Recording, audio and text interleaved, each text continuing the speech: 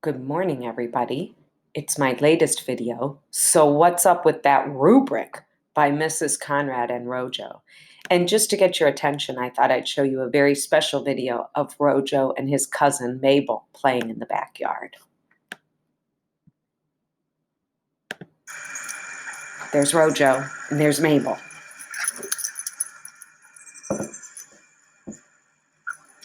He dukes her.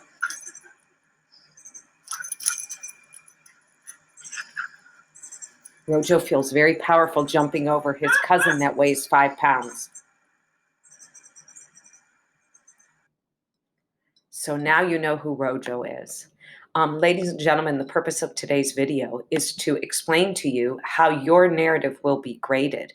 This is the actual rubric.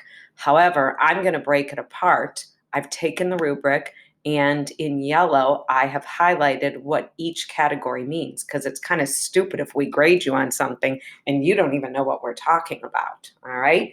So the first thing you're going to be graded on is in the category of purpose, focus, and organization. And I'm just going to explain the mastery column because that's where we're all headed.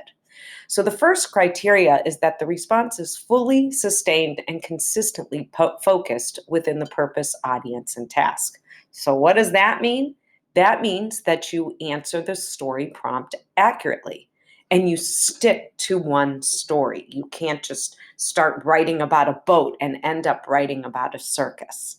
The prompt was this: to choose one of the 8 photographs as either the beginning, exposition, or resolution of your story. And the action of your story must develop around a central conflict. So you've got to, in a short story, have one conflict that you're focusing on. And you have to work around that conflict and come to some resolution based on whatever the conflict is. And you just can't go all over the place. The second criteria says the narrative has an engaging beginning and an ending that leaves the reader thinking or feeling. Events are logically and creatively sequenced. Well, this one criteria has a lot. First of all, it means that your story starts with a bang. You have to have something interesting at the beginning of the story to hook the reader. So how do we do that in a narrative? Well, we can use dialogue. A conversation between 2 characters about something is a great way to start. The second way to start is to start with a big event. So if you remember in the 7th most important thing, the story starts with a young boy throwing a brick at an innocent old man. Well, that gets your attention. The other really important idea of this area of the rubric is that your events should make sense to the reader. They should be paced out well. You can't stay in the exposition for like 2 pages and then have a resolution right after it. You sort of want to follow your plot chart. And when we look at a plot chart, the exposition is going to have to be very, very brief. Most of the story is going to take place in the rising action where the conflict becomes more complicated. Then you're going to have a big event and quickly get to the resolution. Again, this is a short story, so you have to move things quickly. This characteristic says that the voice, mood, and tone are perfect for the purpose. What does that mean? Well, that means the vibe of your story should make sense to the reader. If it's supposed to be scary, the words you choose and the events you include have to be scary. So if you're looking at this picture with the circus and the 2 children, well, you could go any way you want. There could be something really spooky or scary going on. But if it is, you need to use words like frightening or horrifying. If you're going to write about the hockey scene, I would think you'd want some action words, or maybe there's going to be intensity. So you're going to have people shouting and things happening in the very last second and the swooshing of the skate on the ice and the jam of the puck in the goal. So the words you pick have to match the mood of the story. The next part of this section of the rubric says a variety of effective transition words, phrases, and clauses signify shift in the setting and plot. So when we're reading, we need to see phrases that help me understand how the events fit together. These are words like first, then, after that happened. Now, since your teachers love you, we're going to be sharing with you a list of narrative transition words. Okay? So let's look at some of these. An hour later. That's really helpful. That lets me know when something's happening. Or words that show um,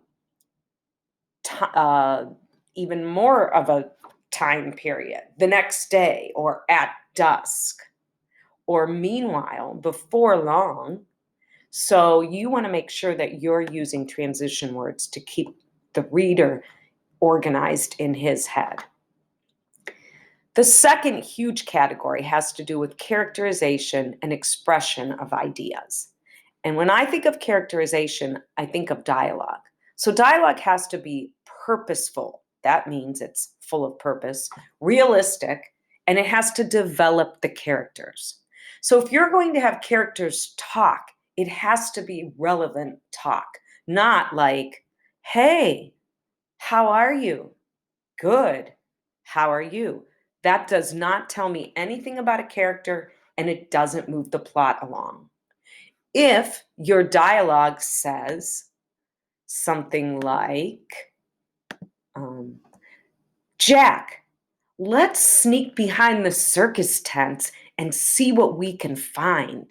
Well, that tells me that this person, whoever said it, Sally or Susie, is kind of a daredevil, and it starts the plot moving because they're going to go behind the circus tent and sneak and see what they can find. That would be purposeful dialogue. Another characteristic here is clear and precise words consistently capture the imagery and action of the story.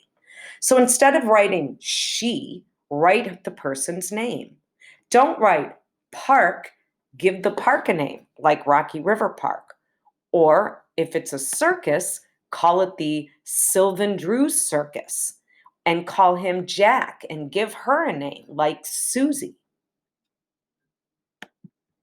You also want to use descriptive language and sensory details. Those help develop the characters and the events.